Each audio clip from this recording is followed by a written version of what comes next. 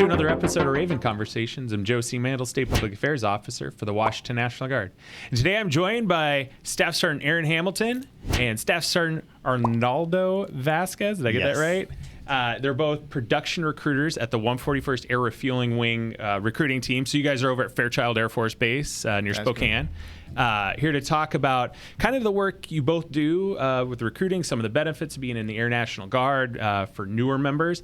But then you talk about kind of that diversity thing you're doing in Spokane, too. I know you've got some programs you work with on Fairchild, and would love to share your story. So thanks for joining us, guys. No, thank you so much for having us. Yeah, so intro and background on yourself real quick. So we'll start with you, Sergeant Hamilton. So me, right, I grew up active duty Air Force. My dad was a chaplain, and at first that was something like I didn't want to do. I was not trying to do active duty at all. I was like, I didn't want to be told where I can and can't go. I wanted to have a little bit more freedom. Later on, I was in the civilian sector, working at credit union management, and then I went to Sports Authority, which is now closed, by the way, which is sad. But I was a manager there, and then I was like, you know what? I want to go back to college. I want to finish up my degree.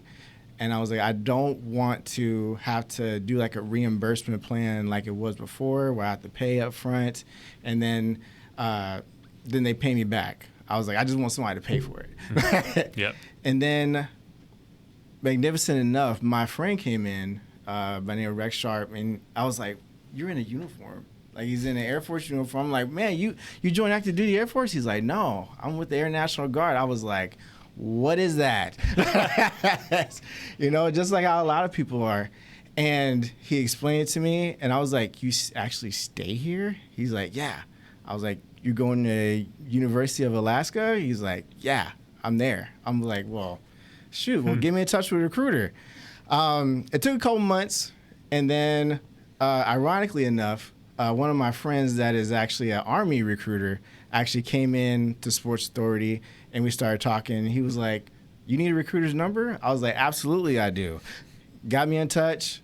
That's all she wrote. I was in Alaska for about 6 years with the Air National Guard up there.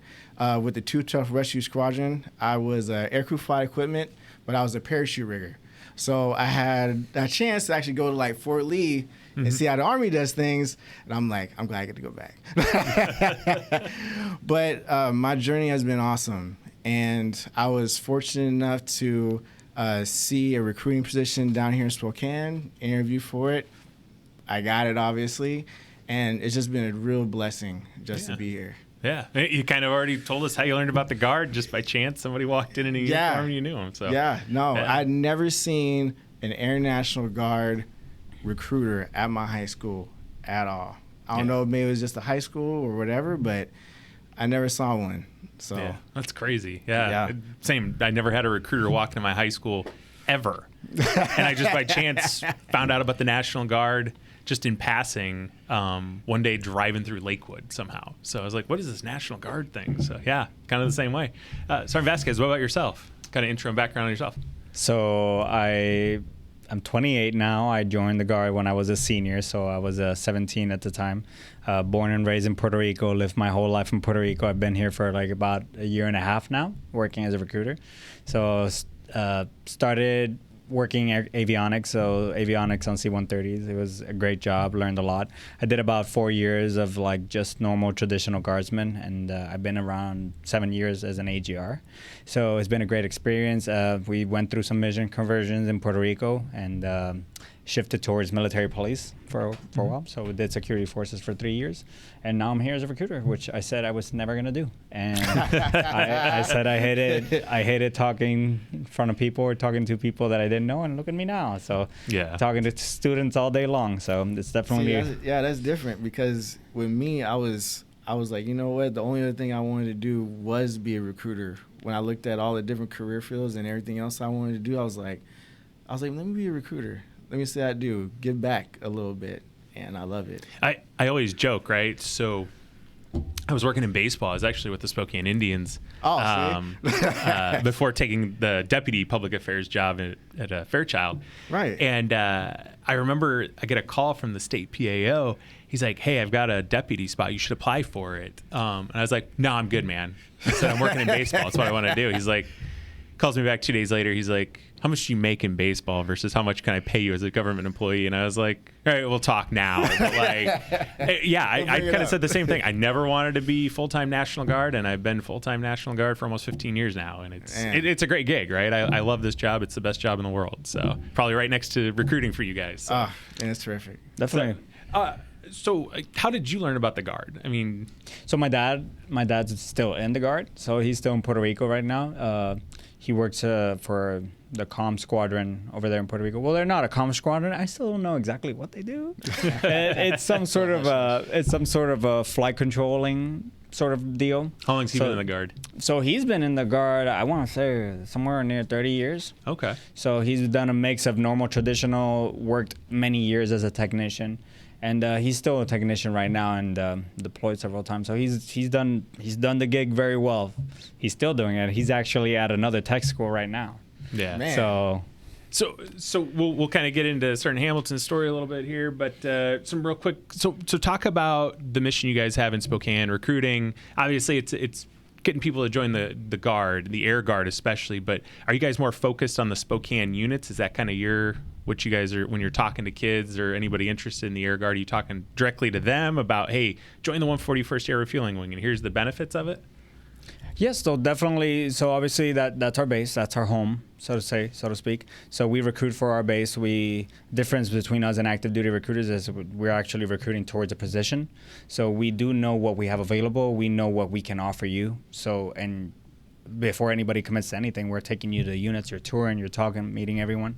But obviously we're total force in a sense. So we also try to think of major force. You know, if somebody I can tell that the Guard is not going to be their thing, because we're not the thing for everyone. If you want to leave Washington and you don't want to live in Washington anymore, I'm not going to tell you, well, come and stay with us in Washington. You know, I'm going to try to refer you to other outs. Or if you want to move towards the west side here and you want to do a different mission more similar to what you guys got over here, we'll try to guide you your path. So we're just channelers and trying to channel you in the right way. But ultimately, we do recruit towards our base. Yeah. Yep. So, I mean, being Army, I can talk the benefits of the Army, but what are the benefits that folks get for joining the Air National Guard? They are tremendous. So, especially education is one, because we have the post-secondary grant that pays up to 100% of your college tuition for any college in the state of Washington. Then you also have the federal tuition assistance that also helps out with college. And then also you have the 9/11 GI Bill, which you can earn while you're in. Especially just like learning a trade that you can take on the outside, especially like cyber, for instance, right? You get your Sec Plus. I mean, you're gone for 6 months, but guess what? You're getting paid that whole time that you're gone. So that's a lot of money you can save up, especially since you have, DFAC food. You don't have to worry about paying for rent or anything like that. So, hey, go earn that money, earn that cash, right? Yeah. And then on top of that, you also get your top secret security clearance, which on the outside, that's costing employers like $10,000 to $15,000 just for one employee. Yeah. But if you have that already on your resume, I mean, like the other people that have a degree, but you have the certification and the Sec Plus and just have all of that, like you're already going to be put ahead of the pack. So that's the great thing about it. Yeah, that TS is a big piece. Same, right? I give it TS, and it's like you get calls from people, and they're like, "Hey, like, come work at this job." Well, no, like I like what I do. So, yeah. How is recruiting in Spokane going? Like, I mean, kind of just the vibe. Like, having lived there for 5 years, it's really an active duty community. It feels like a lot of the time. I think it's kind of you're always kind of competing with people saying, "Hey, we're here too, guys. We've been here longer." Absolutely. So. It can be tough at times, but it's all about what you're putting out there. And as long as you're putting out the good stuff and you're getting your name out there and you're letting people know who you are and what you're about, the right people will come. And hey, a lot of people want to go the active duty route. That's fine. Mm-hmm. But, we also have that option too as well a lot of times, especially people being put on orders, especially when you go to basic, go to tech school, come back on a job training. A lot of times there's orders that are around that they'll be happy to put you on. Especially when it comes to the students that are trying to go the college route. that's a good target audience for us because they're like, look, man, there's 7 colleges in Spokane. Yeah. I didn't even know that. I was like, it is a big college town. And I was like, let's help you pay for it some way. Yeah. Don't be like one of those and try to get student loans, everything like that, or try to work 2 or 3 jobs while you go to school. Like, that's rough. Yeah. Why do that to yourself? There's an easier route. So that's what we try to do. But, it's just all about getting out there, and that's what we enjoy. We do try to put the extra mile as well. So even though we are in Spokane, some people might try to find it comfortable to just stay in Spokane and grow. But all our recruiters go to different areas way outside of our geographical limits. We've got recruiters dedicated to Idaho, so all of that North Idaho sector. We've got myself, I hit Wenatchee, Tri-Cities. We've got another recruiter that she has the Ellensburg area. She's trying to develop something there because there's a Central Washington, I believe. Yep. I'm a Central grad myself. Yep. Exactly. We got Sergeant Hamilton that's going out to Moses Lake often too, and he has created a business in Moses Lake and is still creating a business. So we're all trying to get out there as well. So there's only 4 of us, 4 active producing recruiters right now, so it's kind of stressed thing for the whole half of Washington, but we try to get out there. So and you guys are getting out there. So Sergeant Hamilton, I know you've got you're kind of working the diversity inclusion groups in Spokane and kind of the entire inland Northwest, it sounds like. Can you kind of talk about your work there? Yeah, absolutely. So when I first got here, I knew that Juneteenth was going to be coming around. And since it just became a federal holiday, I was like, well, shoot, man, the base should be doing something for it. And especially out in the community. And then so I met Taylor Sergeant Davis, who's in the Med Group in the 92nd, and we actually got together and we created the African American Heritage Society Association, basically AHA. And so what we've been able to do is celebrate those events and celebrate like Black History Month and really put, I would say, a good vision, a good eye on it, and show the diversity and show what's important, especially out in the community, being able to go to those events like Juneteenth, Martin Luther King Day, teaming up with the NAACP, and just knowing all those people that are involved is tremendous. And then so I'm still working that so that even if for some reason I'm gone, that there still will be a pipeline that will still intense the community to the base and everything. Because one thing I'm also doing is that we're also trying to make a private org so that any active duty or anybody that's coming to Fairchild will see that.